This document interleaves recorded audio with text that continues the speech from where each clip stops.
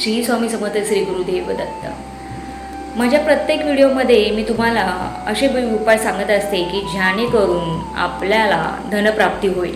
कारण की basic M आपला तोच असतो की धनप्राप्ती झाली पाहिजे, घरामधील जे अडचणी आहेत त्या दूर झाल्या पाहिजेत। तर फायनान्शियली तुम्ही जर स्ट्रॉंग बनाल तर आपल्या प्रत्येक गोष्टी ह्या मार्गी लागतात, आपले नातेसंबंध सुधारतात। काही गोष्टीमध्ये पैशांची गरज नसते, पण बेसिक नीड्स आहेत त्याच्यासाठी सुद्धा आपल्याला पैशाचीच गरज लागते। तर आजचा जो उपाय आहे तो खूप सोपा आणि साधा आहे।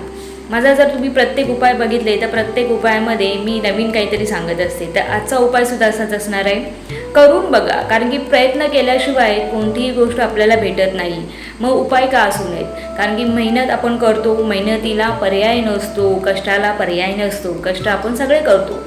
तर काय आहे हा उपाय? तुमच्याकडे समजा 10 रुपयाची नोट आहे, 100 रुपयाची नोट आहे, 50, 20 कोणतीही ती नोट तुम्हाला घ्यायची आहे।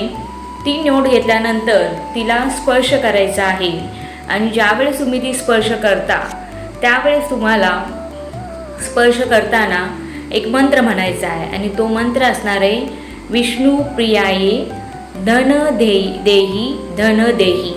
मी खाली डिस्प्ले केलेला आहे, तुम्ही वाचू शकता। आणि हा मंत्र म्हटल्यानंतर ती जी नोट आहे ती तुम्हाला स्वामींसमोर, देवासमोर, तुमची जी कुलदैवत आहे तिथे ठेवायची आहे। आणि त्याच्यानंतर आपल्या मोबाईलचा पाठीमागे कवर असतो तिथे ठेवू शकता किंवा आपल्या तिजोरीत ठेवा, ज्या ठिकाणी तुम्ही पैसे ठेवता।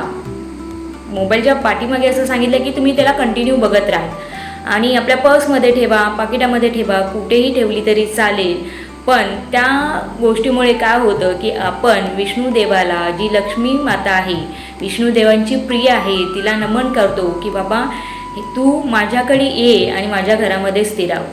तर छोटासा उपाय करून बघा। आता उपाय कधी करायचा आहे? शुक्रवारी आणि मंगळवारी। शुक्रवार आणि मंगळवार माता लक्ष्मीसाठी आपण प्रसन्न करण्यासाठी हा दिवस असतो, शुभ दिवस मानला जातो। त्यामुळे शुक्रवारी किंवा मंगळवारी तुम्ही याची सुरुवात करू शकता। 1 महिन्यानंतर ती नोट चेंज करा, बघा तुम्हाला 100% बेनिफिट भेटेल, काहीतरी मार्ग नक्की उपलब्ध होईल। आणि व्हिडिओ आवडला असेल तर कमेंटमध्ये लिहायला विसरू नका। श्री स्वामी समर्थ श्री गुरुदेव।